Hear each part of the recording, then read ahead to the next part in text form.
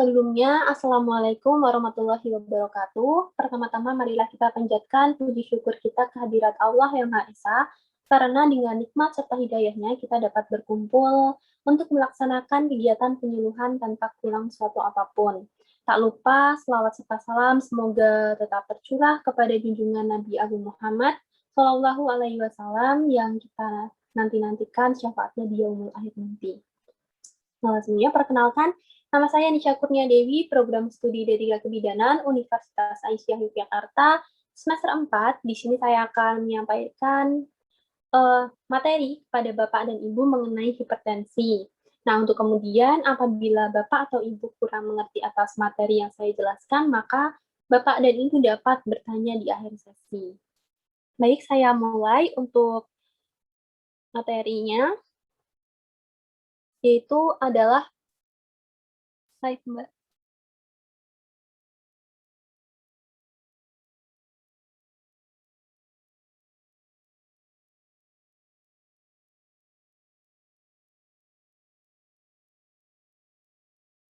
Itu yang pertama adalah pengertian hipertensi.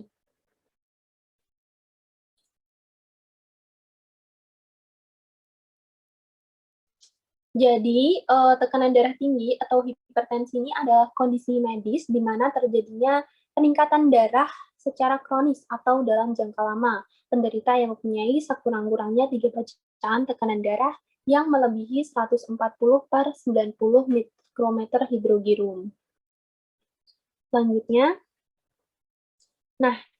ada tanda dan gejala hipertensi. Pada umumnya, hipertensi ini tidak menimbulkan tanda dan gejala sampai kondisi ini menimbulkan masalah kesehatan yang serius. Namun, jika menimbulkan tanda dan gejala, biasanya dapat berupa seperti sakit kepala, detak jantung tidak normal, gangguan penglihatan, dan gelisah.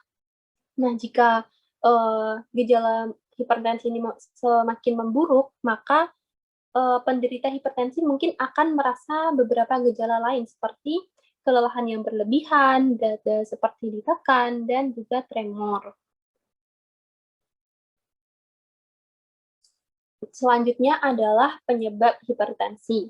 Nah, untuk penyebab hipertensi ini terdapat 2 faktor resiko. Yang pertama adalah faktor resiko yang tidak dapat diubah dan faktor resiko yang dapat diubah.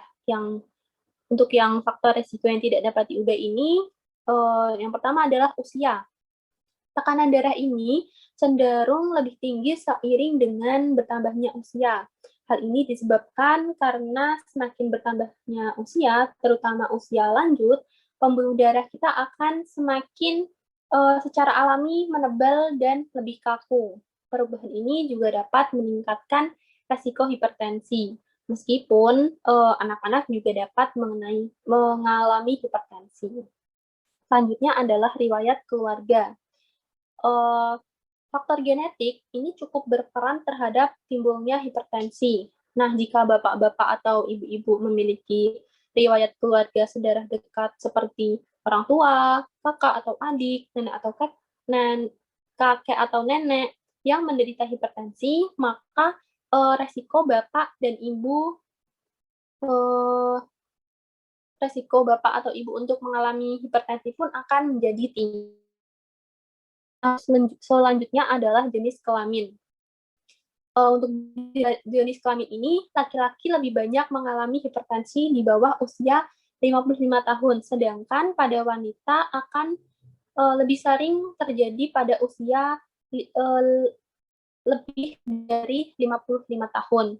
Setelah menopause, wanita yang tadinya memiliki tekanan darah normal bisa saja terkena hipertensi karena adanya perubahan hormonal tubuh.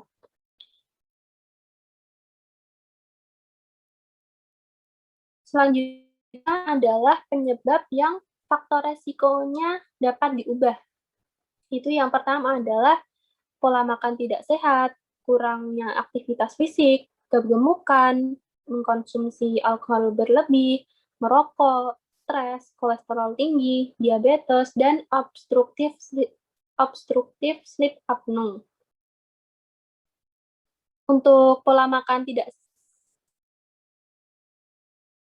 Untuk pola makan tidak sehat ini biasanya terjadi akibat kebiasaan mengkonsumsi makanan tinggi garam atau makanan asin yang dapat menyebabkan terjadinya hipertensi. Nah, untuk kurang aktivitas fisik biasanya kurang olahraga. Misal olahraga dapat berupa jalan santai atau bersepeda. Selanjutnya adalah kegemukan atau obesitas. Jadi obesitas ini adalah kelebihan jumlah total lemak tubuh, yaitu lebih dari 20% dibandingkan berat badan ideal.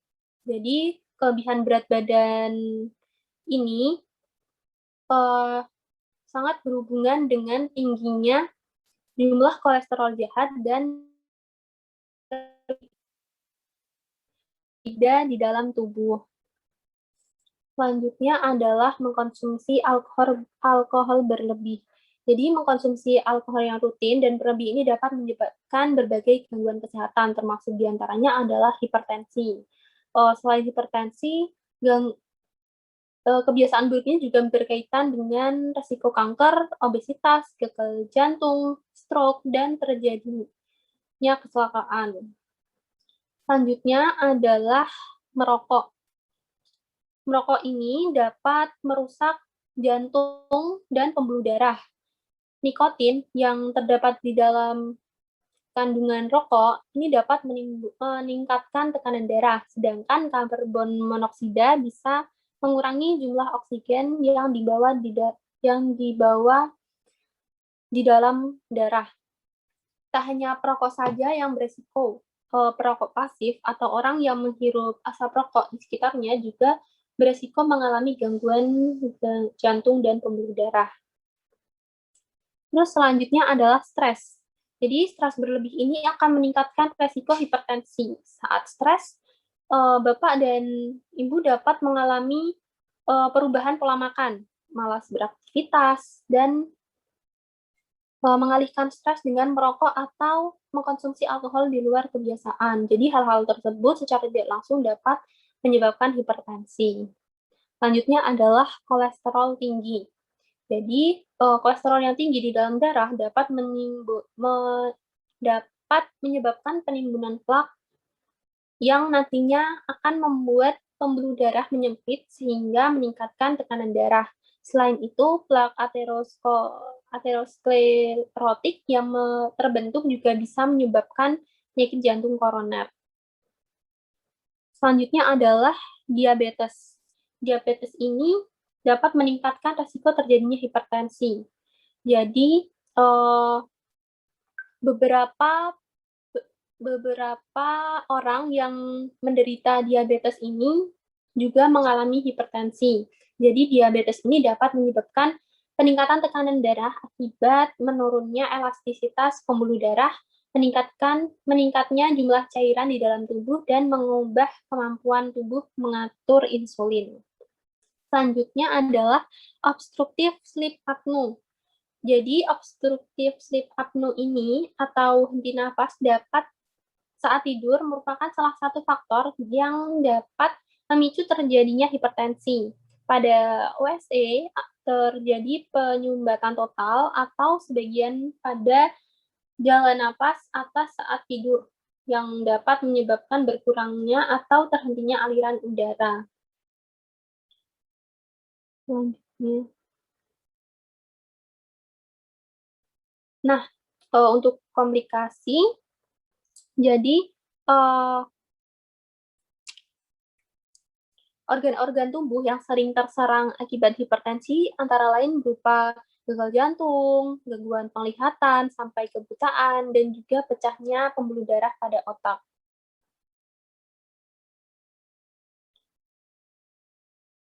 Selanjutnya adalah pencegahan. Untuk hipertensi ini dapat dicegah dengan cara berhenti merokok, melakukan antisipasi fisik secara teratur, lalu diet garam, memperbanyak minum air putih, memeriksakan tekanan darah secara teratur atau berkala, dan juga menjalani gaya hidup yang wajar.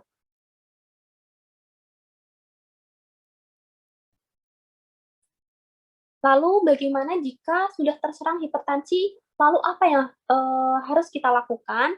Untuk yang pertama adalah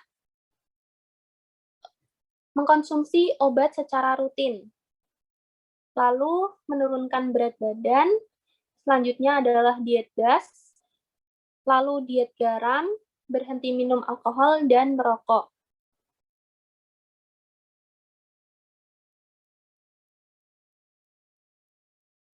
Baik, sekian, penyuluhan pada pagi hari ini.